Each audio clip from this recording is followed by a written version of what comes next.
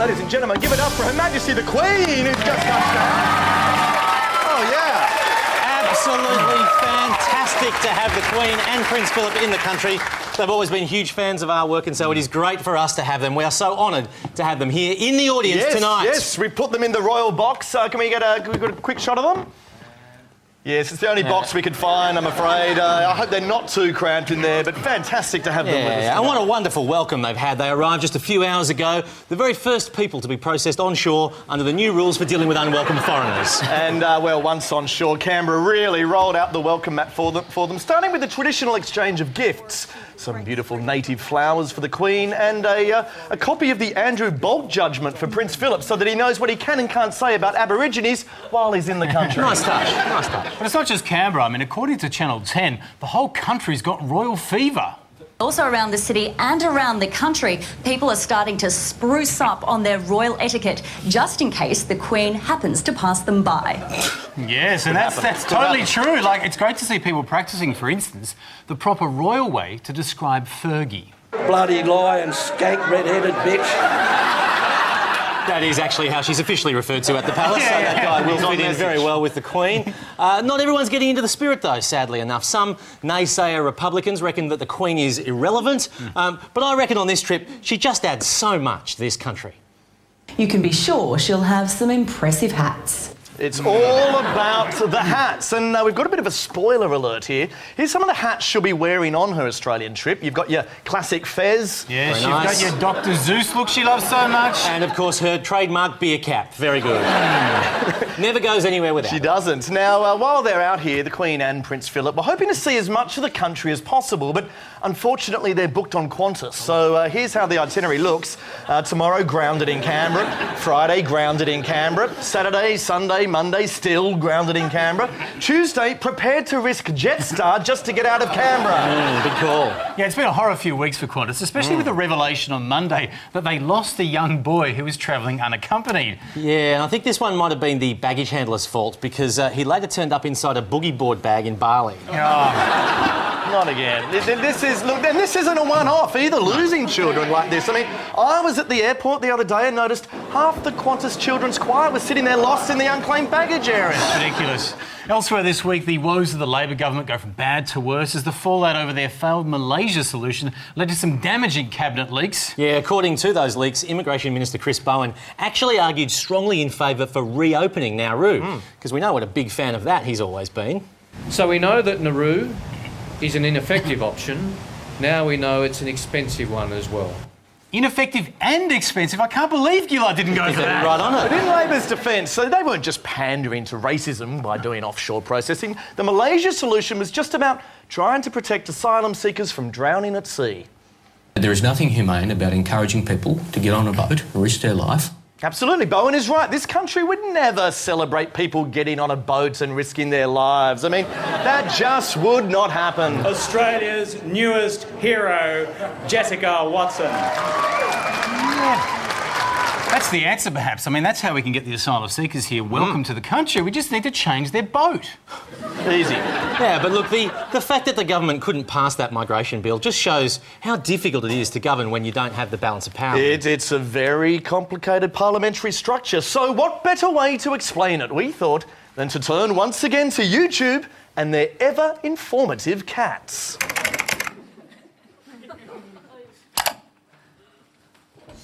The Gillard government has a precarious grip on power, relying on the support of 3 independents and 1 Green, but not the support of Bob Katter. They can't afford to lose a member from any branch. This means that Craig Thompson's alleged misuse of the union credit card could potentially bring down the government. Liberal Party Senator Mary Jo Fisher is also facing court for theft of food from a supermarket. But unless she's convicted, she will hang on to her seat. But the minority government hasn't been as handicapped as many tipped. They successfully passed their legislation for plain packaging on cigarettes, the hospital funding bill, and the Queensland flood levy. But if they don't pass their anti-pokey legislation, they'll lose the support of Tasmanian independent Andrew Wilkie. And according to Graham Richardson, that would almost certainly lead to the fall of the Gillard government.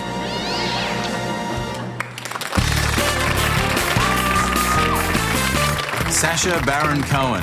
For the past decade, this man of many faces has entertained us with his inspired comic creations. Nice. But it's his new character that's got the comedy world abuzz, arguably his greatest creation yet. Climate change skeptic Lord Christopher Monkton.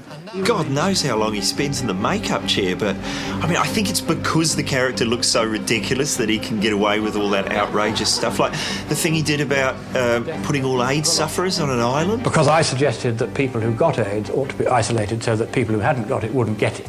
Yeah, I think those who get offended by it are sort of missing the point, because it's clearly intended to be ironic.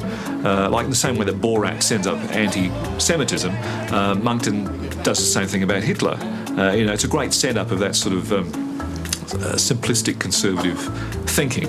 The Hitler Youth material is just it's brilliant. Of course, the Hitler Youth were also left-wing and also green organisation. One forgets. But as with Baron Cohen's previous characters, thousands have been taken in by Monkton, hook, line and sinker.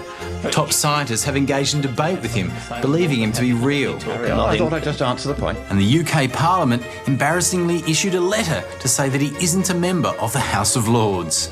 I've never been sent a letter by the Parliament of the Commonwealth of Australia telling me to stop claiming to be Bob Hawke or John Howard. It takes quite a performer who can pull that off. Although notoriously shy, Baron Cohen agreed to an interview with me on the condition that it be in character. There's things like, when you start being peer-reviewed, of course. Yes. And, there's obviously a bit of wordplay in there because you're a peer as well. I know, yes. And they don't seem to get that's the gag there. There's somebody in Australia, I guess fairly similar to you, called Chris Lilly. So do you find it hard that sometimes you don't know if the audience is getting where you're going with the character? No, because on the whole, I can tell from the response of the audience. Introducing the Viscount Monkton of Brenchley. Monkton's managed to trick everyone from the US Senate to Australian politicians and media personalities, none of them aware that it's all just one big joke. So what's next for this master chameleon? I've much enjoyed talking to Lord Monkton. It's been a fantastic experience. I guess, though, for your fans out there, will we ever see, Ali G or Borat come back? I'm slightly baffled by this question. I don't understand you want to stay as Lord Monkton in that character, but could you even just give us a little, is nice or something like that? Is nice just for those people that like the old stuff. I'm still not with you. I understand you want to stay in the Lord Monkton character, and that's. Well, just a moment. Now. Let's be sensible about this. Yeah. As it happens, that's who I am, and so it's not a question of being in the Lord Monkton character. As it happens, I am Lord Monkton, as the poet Horace used to say, "Omne tulit punctum qui miscuit utile dulci." As Ali G used to say, respect. Did he? Yes. I know producers said you wanted to be as Lord Monkton and that, but I still think it's just we should probably. Well, we've already gone into that, and I've established by showing you who the Home Office say I am, that I am Lord Monkton. So we should probably get a close-up of your passport as well, actually. Well, if people would like to. There we are. That's the page you want. That's very good. Did you get that in Thailand? So no, I got it in Indonesia, I think. Yes. Yeah. So two great knockoffs there, but no, not the passport. The visa. So you can come into the country without it saying Sacha Baron Cohen anywhere. I think perhaps we should draw this to a close. Okay. Well, I don't know. Look, I don't know what the others. I don't know what you're on about. But could you please just take your equipment and get out? A true performer to the end, Sacha Baron Cohen, the comedy genius of our time.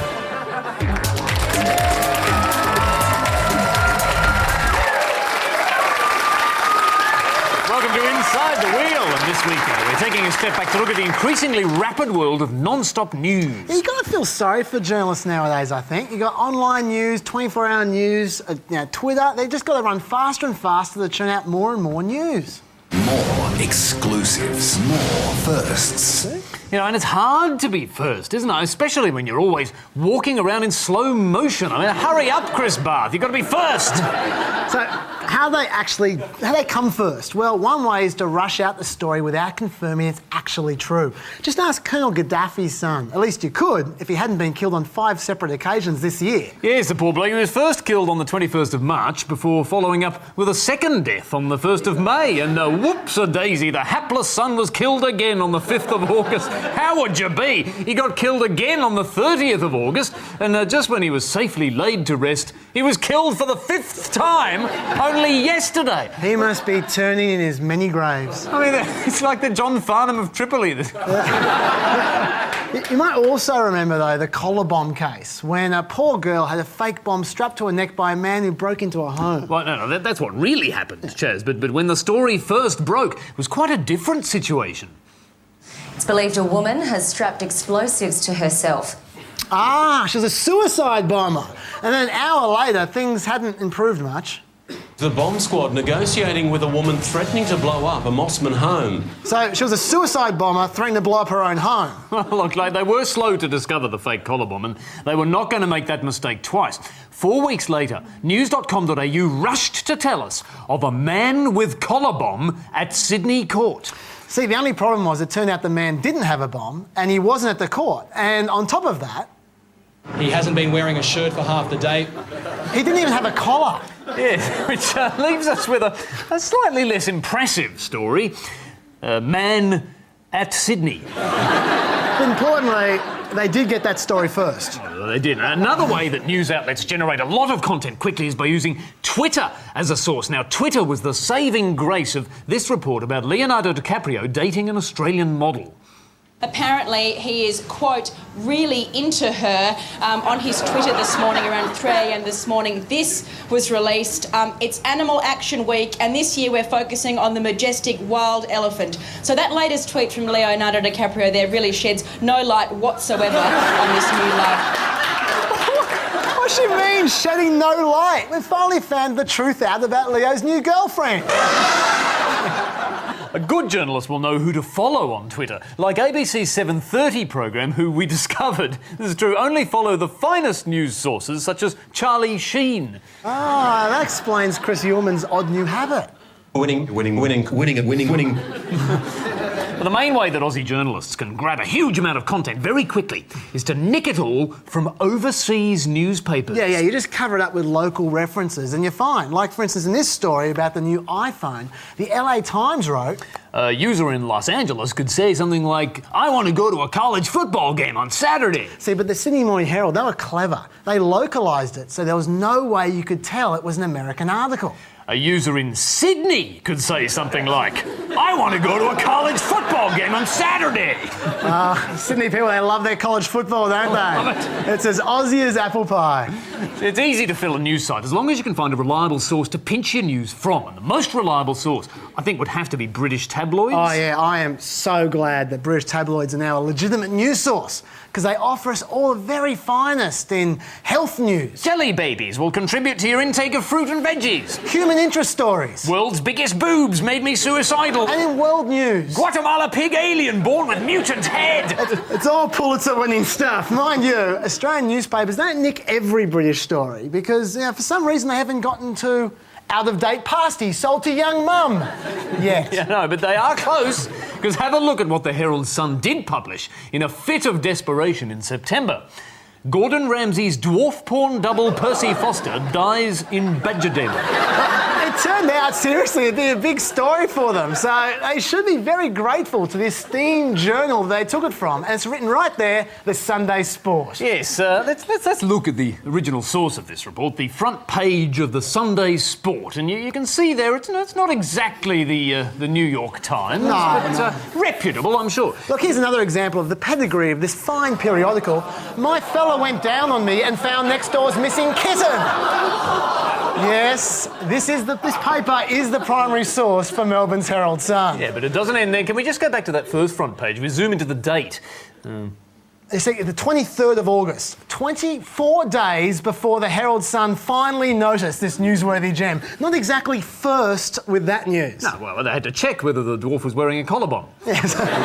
So in summary, it's a dodgy story from a dodgy paper that's massively out of date. Yeah, but Chaz, I mean, the Herald Sun job is just to entertain. I mean, an old made-up dwarf porn story is perfect for them. Yeah, sure, but I don't know how exactly it ended up in the breaking news section of The Australian.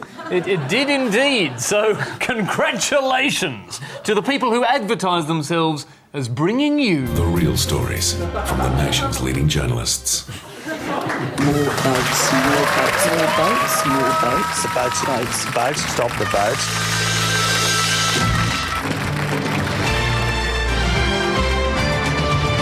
Good evening. Making news tonight, a bomb blast in Jakarta has killed up to 14 people and injured dozens more. The bomb ripped through the Millennium Plaza Hotel in Jakarta's business district. It's believed no Australians were hurt in the incident. Tributes are pouring in for Hollywood screen legend Norma Lamont, who died in her Los Angeles home this morning, aged 92. She was not Australian. To sport, and no Australians were hurt in this midfield tackle in the European Cup last night. An Australian is said to have witnessed the incident from the grandstand, but managed to escape the scene unscathed. And Australians had been snubbed at this year's Miss Venezuela pageant. Local Caracas girl Maria Lastina took the crown at the nation's 84th annual beauty contest. It's the 84th time that Australians have been overlooked for the title. Taking a look at the weather around the world tomorrow, and it's mostly fine. I'll be back with more world news next hour. We're back in the right lane now. Police media training with Detective Superintendent Clive Pugh. When giving a press conference, it's important to communicate clearly and succinctly at all times. For instance, don't say, "The man ran away." Say, "The suspect alighted on foot and proceeded in a northerly direction by manoeuvring one leg in front of the other at considerable speed or speeds." Similarly, don't say, "The man had a white car." Say, "The male person had a vehicle which was of Caucasian appearance." And don't ever say, "The man buried the bodies." Say, "It's believed the male man or mans proceeded to dig a ditch or ditches using a shovel or shovels and then lowered the deceased's bodies or bodieses into the ground or grounds." Now you're communicating. Thanks, Clive. Now, look, we don't normally do this, but we do just want to make a quick community service announcement. Police today have put out a missing person alert. We would like to help out if we can. They're looking for this man. His name is Paul Howes. He's the National Secretary of the Australian Workers' Union. Yeah, it's been more than 3 hours since he's been anywhere in the media, so please hold grave concerns for his safety. We have tried to piece together details of his recent movements. He's been seen at the Tax Forum, the Jobs Forum, Late Line Insiders, and a Sunday Telegraph opinion piece. Yes, police have also put out his image on the side of a milk carton like this, containing his picture, details, and an exclusive interview he did with the milk company as well. Very good idea. Look, the search will be escalated tomorrow. Police plan to use life-size mannequins of him. We've got one here like this, so if you do see anything like it, please...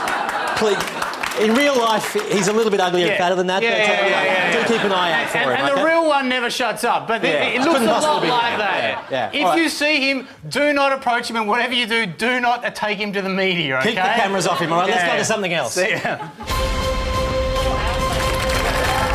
Good evening. Elsewhere in the news this week, customs officials at Australian airports have decided to replace their drug sniffer dogs with drug sniffer stockbrokers. Studies have found that stockbrokers are up to 4 times more effective than dogs at detecting illicit drugs. A similar plan to use former Home and Away stars is also under consideration. Tributes are pouring in for one of Hollywood's most iconic stars following the loss overnight of the plastic bag from American Beauty. Although best known for its role in the Oscar-winning film, the bag also appeared in The Good Girl and had been romantically linked on and off to Scarlett Johansson. It was just 23 years of age. And grape thieves beware! Gone are the days when shoppers could help themselves to a humble grape or two, as supermarkets have introduced security tags on every single grape in a bid to reduce theft. And that's the news in brief for this week.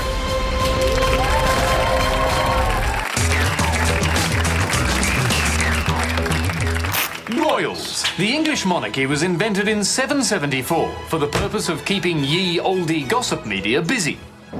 But today, there are so many more things the royals do than get beheaded. Like being the subject of baby rumours. For example, when royal hanger-on Andrew Morton thought that Will and Kate might have a baby sometime in the next few years, that became royal baby on way.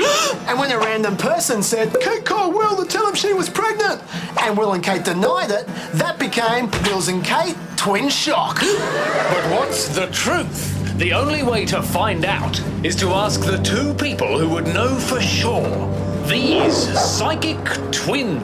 Well, we feel like there's a pregnancy probably next year, and we're seeing at least 2 children. At least 2 children. We're seeing a boy and a girl, and possibly more, but we are seeing at least 2 born within the next few years. It's going to be pretty. And I'm seeing the reason why I never ever watch sunrise. Well, that evidence was dangerously thin, which leads us to the next thing royals do. Be dangerously thin. Some newspapers ask questions about Kate Middleton's weight, whereas others deliver instructions. But TV requires more sober analysis from qualified nutritionists like Deborah Thomas.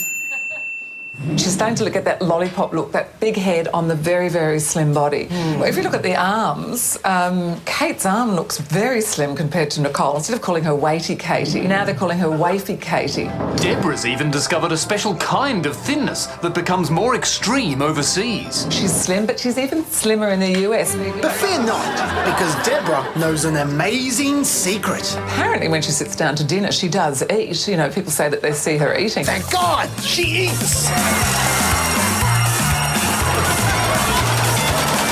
Well, if you thought that was a minor story, you are right. Next up is non-stories. Will even took on one of the kids in a game of foosball. That was a 4-all draw, so that would have kept the crowd happy. And the Royals generate loads of these. Hey! How about you read the stories and I'll show a picture of something equally important? Cool! The in-flight movie system failed on a plane that Will and Kate happened to be on. William's doing badly at the Benjaroo Hall footy tipping competition. Kate's dog swallowed her pearl earring, even though she doesn't actually have a dog. Now, you may have noticed many of these royal stories focus on William and Kate. But there is a far more important royal. The reigning monarch herself, Pippa Middleton. Whatever Pippa does, it's the biggest news ever reported.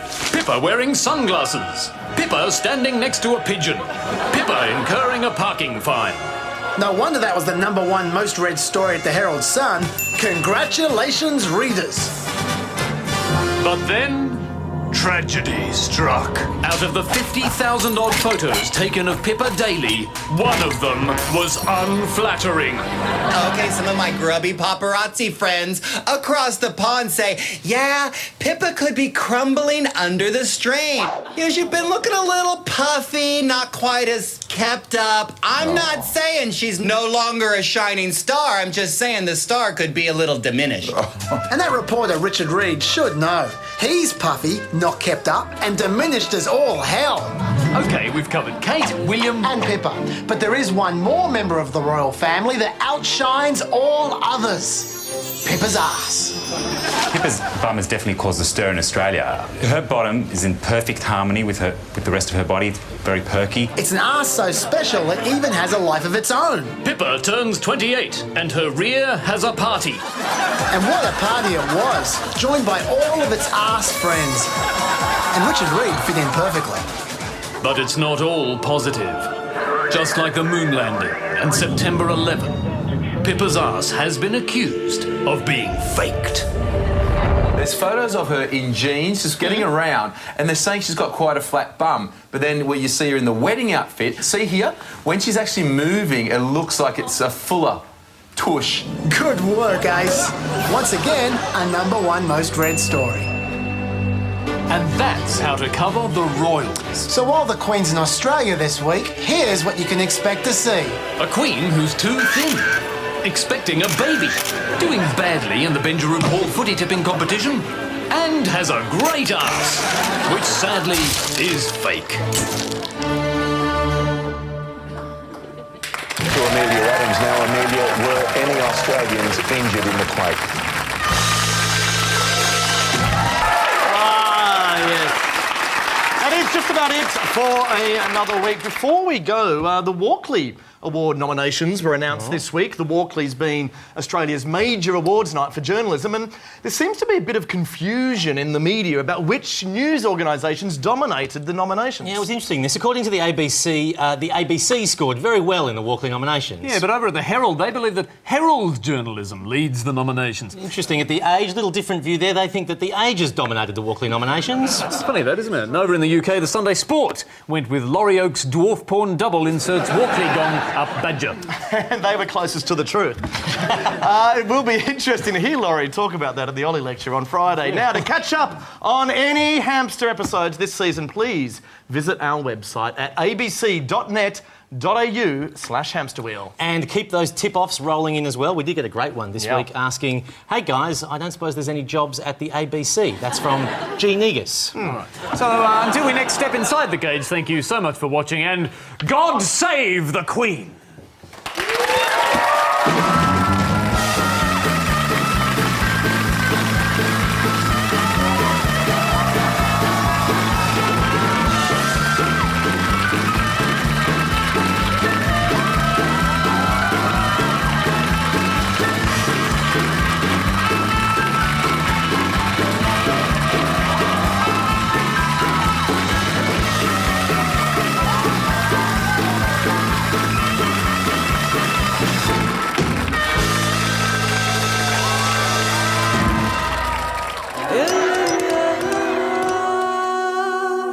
First, it was John Safran, then Judith Lucy. Now join us as yet another Australian comedian goes on a quest for higher meaning in Ugly Dave Gray's spiritual journey. You want me to cross my legs? Reminds me of the wife. She's had her legs crossed ever since we got married. That's why we've no kids. Join Dave as he travels the globe asking all of life's big questions. You know why nuns are called nuns? Because they get none. From the convents of his childhood, all the way to the monasteries of Tibet. Do you hear about the monk that worked in the fish and chip shop? He was a chipmunk. Oh no, he was a friar. One man's search for divine intervention, with a few Buddha belly laughs along the way. And this here is Brother Thomas. He's been under a vow of silence for 30 years. He hasn't spoken for 30 years. Gee, I wish my mother-in-law was a monk. Ugly Dave Gray's spiritual journey starts Wednesday at 9:30 on ABC One.